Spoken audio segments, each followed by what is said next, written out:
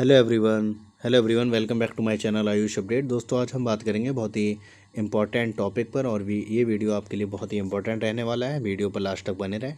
अगर आप हमारे चैनल आयुष अपडेट्स पर नए हैं तो पहले चैनल को सब्सक्राइब कर लें और बेल आइकन को दबाना ना भूलें ताकि ऐसी ही इन्फॉर्मेशन आपको हमारे चैनल आयुष अपडेट्स के माध्यम से मिलती रहे। दोस्तों अभी तक बहुत से स्टूडेंट्स का सवाल था कि सर स्टेट की आयुष पीजी काउंसलिंग कब से स्टार्ट होगी। तो देखिए दोस्तों, महाराष्ट्र स्टेट का ऑफिशियल ब्राउचर रिलीज़ हो चुका है और 15 सितंबर से आपके रजिस्ट्रेशन वगैरह भी स्टार्ट हैं। Admission to Ayurveda post graduate courses MD Ayurveda and MS Ayurveda PG diploma, ये आप देख सकते हैं यहाँ पर पीजी डिप्लोमा भी कराता है महाराष्ट्र। बहुत सारे स्टूडेंट का ये कंसर्न रहता है कि सर पीजी डिप्लोमा में एडमिशन होता है क्या काउंसलिंग के थ्रू। तो जी हाँ, बिल्कुल होता है। ठीक है, ऑफिस एड्रेस आप देख सकते हैं, ये दिया है, उससे कोई मतलब नहीं है। अब आप देखेंगे process for admission to Ayurveda post graduate courses, important information at a glance. एक नज़र में इन्फॉर्मेशन आप डालना चाहें तो candidate should regularly visit official website जो है उसको आप रेगुलरली विजिट करते रहें। Certificates document to be brought for document verification at the time of admission, all the original documents and 2 set of self attached photocopies at allotted college. आप देख सकते हैं ऑनलाइन डॉक्यूमेंट्स में आपको किस किस डॉक्यूमेंट्स की ज़रूरत पड़ने वाली है।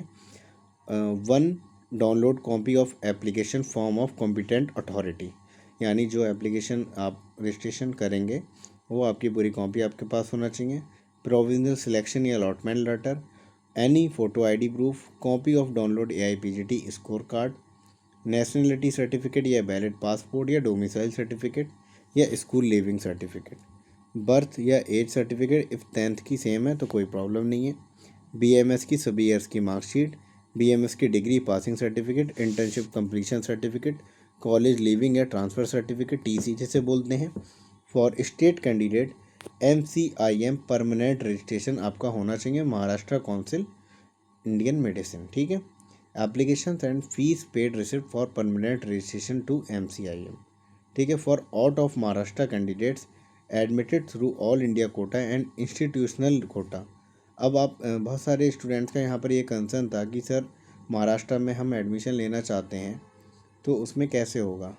तो होता ये है बेटा, जो ऑल इंडिया कोटे से सीट्स फिल की जाएंगी महाराष्ट्र की प्राइवेट, उसकी 15% सीट पर महाराष्ट्र स्टेट की काउंसलिंग से होगा और जो इंस्टीट्यूशनल कोटा रहता है उस पर भी महाराष्ट्र स्टेट की काउंसलिंग से होगा।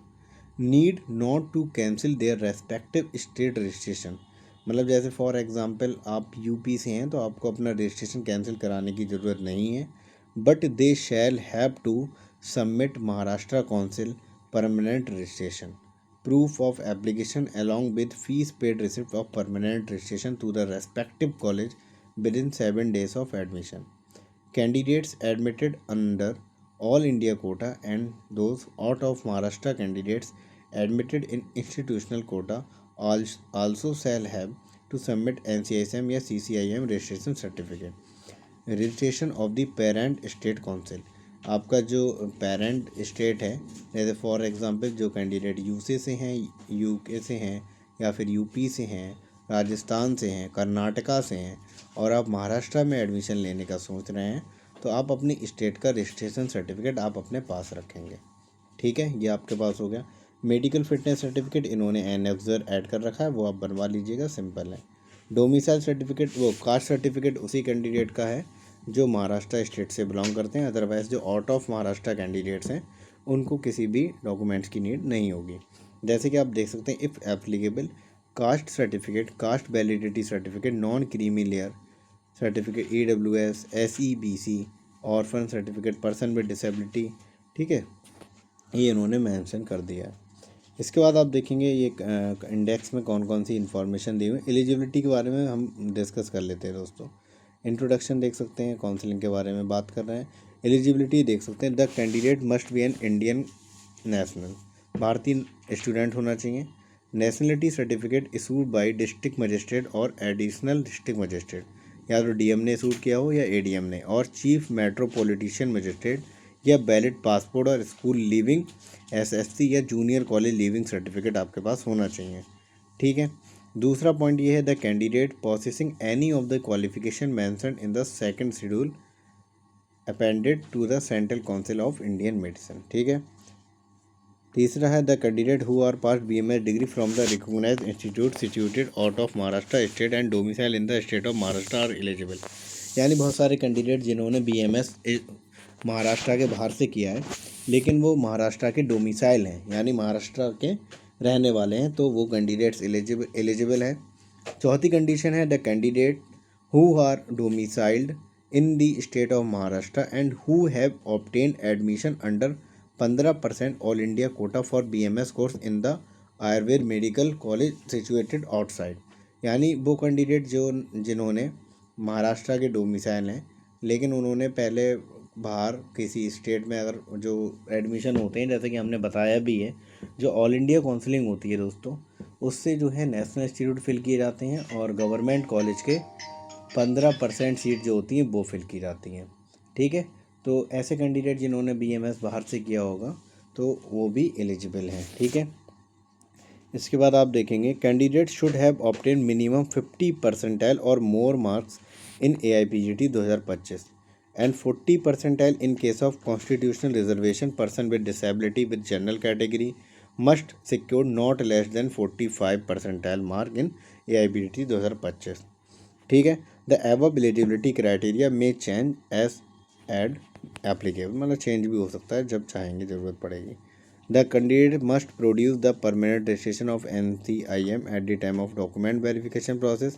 Candidate from all India quota should produce either permanent registration या proof of application along with fees receipt, paid receipt for permanent registration with MCIM।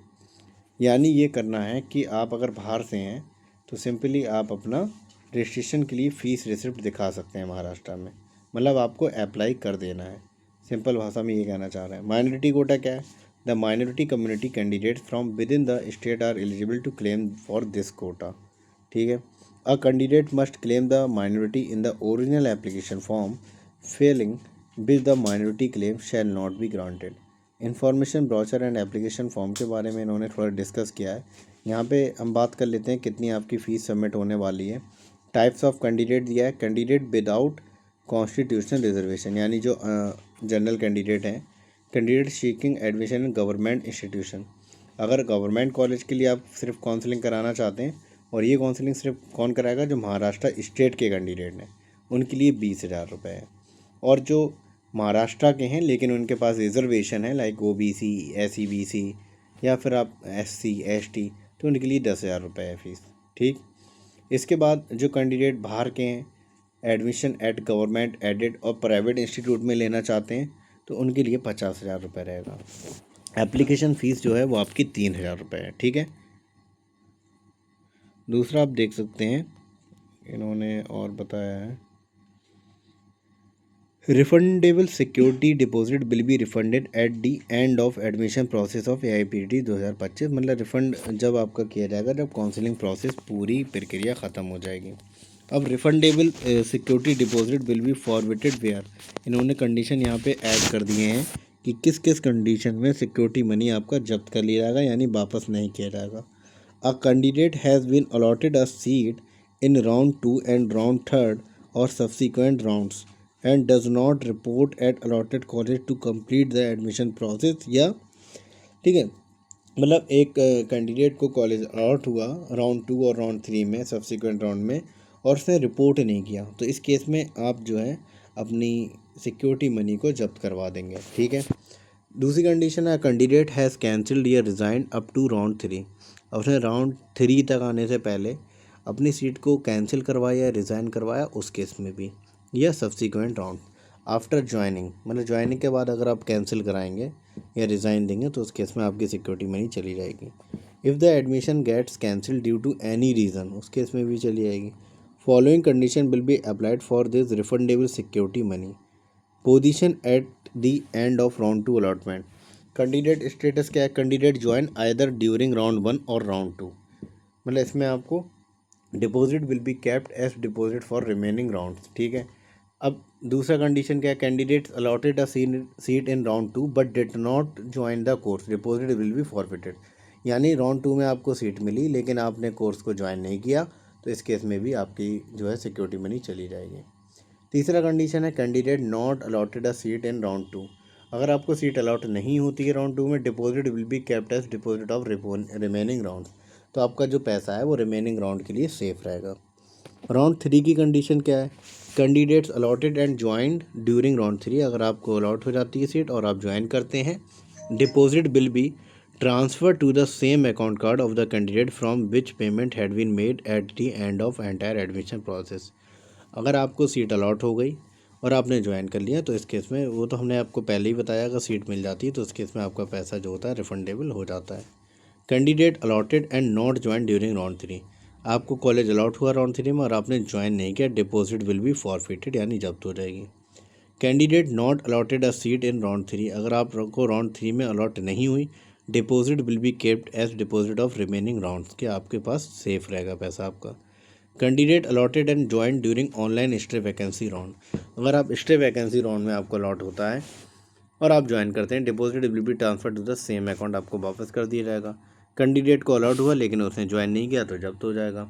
Candidate not allotted a seat, आपको seat नहीं मिली, deposit will be kept as deposit of remaining rounds, आपका पैसा safe रहेगा। ये सारी condition थी। आप देख सकते हैं स्टूडेंट कैटेगरी ऑन मेरिट या स्टेट कोटा जो है 75% है, यहाँ पर 75% है। ऑल इंडिया कोटा कैंडिडेट्स के लिए कितना है? 15% है। मेडिकल ऑफिसर जो होते हैं DHS, उनके लिए 9% कोटा है। इन सर्विस मेडिकल पर्सनल के लिए 1% कोटा है। Distribution of seats in government and government aided college, intake capacity and also the relevant information about various Ayurveda colleges, about MD Ayurveda, MS Ayurveda degree and diploma courses. Distribution of seats shall be available on website.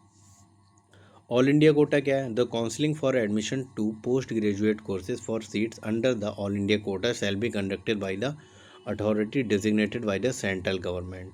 जो all India quota है 15%, वो central government करा रही है CCC counselling, उसके अंतर्गत आता है।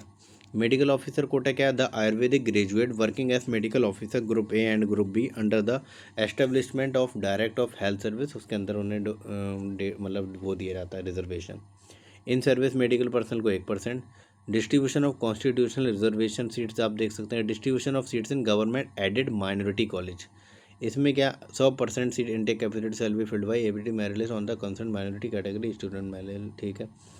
Seat distribution in private unaided college, अब आप देख सकते हैं प्राइवेट अनएडेड कॉलेज में जो है, इसमें आप देखेंगे कि 70% कोटा जो है स्टेट कोटा है, मतलब स्टूडेंट्स के मतलब स्टेट के स्टूडेंट फिल किए जाएंगे। ऑल इंडिया कोटा 15% है, मतलब किसी भी स्टेट से बंदा अप्लाई कर सकता है। इंस्टीट्यूशनल कोटा जो है 15% है। अब यहाँ पे सबसे बड़ा खेला ये होता है, जैसे मान लीजिए आप दूसरी स्टेट्स से भी हैं, तो अब इंस्टीट्यूशन के हाथ में होता है कि आपको सीट्स वो दे सकता है। तो आपको अगर महाराष्ट्र के किसी भी कॉलेज में एडमिशन लेना हो, जो प्राइवेट कॉलेज हैं या अनएडेड कॉलेज हैं, तो उसमें आप इंस्टीट्यूट में जाके बात कर सकते हैं, क्योंकि 15% कोटा उनका अपना है, उनके अपने हाथ में है, ठीक है। तो ये आपको बेनिफिट्स मिल सकता है इस चीज़ का। स्टेट कोटा सीट क्या है? State quota seat will be filled by competent authority through AIPDT 2025 merit list, जो AIPDT 2025 की मेरिट लिस्ट होगी उसके बेस पर किया जाएगा, ठीक। ऑल इंडिया कोटा सीट्स क्या है? एज पर CCIM नोटिफिकेशन जो आया था, 15% seats in government ayurvedic college shall be filled by AACC ministry of AYUSH, ठीक है, government of India, and 15% seat in government aided private unaided minority ayurveda college shall be filled by state counselling authority as per guidelines given by NCISM और NCH, ठीक है। Institutional Kota seats आप देखेंगे जो 15% है, 15% seat shall be filled by state counselling authority as per guidelines given by the NCISM, ठीक है दोस्तों। Distribution of seats under the all India quota, इसमें आप देख सकते हैं distribution of seats under economically weaker section, उन्होंने पूरा डिवाइड कर रखा है। प्रिपरेशन ऑफ मेरिट लिस्ट के बारे में बताया दोस्तों। ये पूरी इन्फॉर्मेशन है, ब्राउचर है दोस्तों, इसको हम अपने टेलीग्राम चैनल पर भी अपलोड कर देंगे, वहाँ से डाउनलोड कर लीजिएगा। अगर आपको कोई भी समझ में नहीं आती है कोई भी चीज़, तो उसको आप हमारे इंस्टाग्राम हैंडल आयुष अपडेट्स पर कांटेक्ट कर सकते हैं। अगर दोस्तों आप हमसे पर्सनली गाइडेंस चाहते हैं काउंसलिंग को लेकर कि महाराष्ट्र में सर कैसे काउंसलिंग कराएं, समझ में नहीं आ रहा है, चॉइस फिलिंग कैसे करें या हमें क्या स्टेप लेने होंगे, इसको हम गाइड करेंगे। हमारे कुछ मिनिमम चार्जेस हैं, उसको आप पे करेंगे, उसके बाद आपको on call on text message पूरा प्रॉपर गाइड किया जाएगा दोस्तों। ठीक है, इन्फॉर्मेशन अच्छा लगा हो तो वीडियो को लाइक एंड शेयर करें और चैनल को सब्सक्राइब करना ना भूलें। मिलते हैं दोस्तों आपसे नेक्स्ट वीडियो में नेक्स्ट अपडेट के साथ। बने रहिए आपके अपने चैनल आयुष अपडेट के साथ। थैंक यू दोस्तों।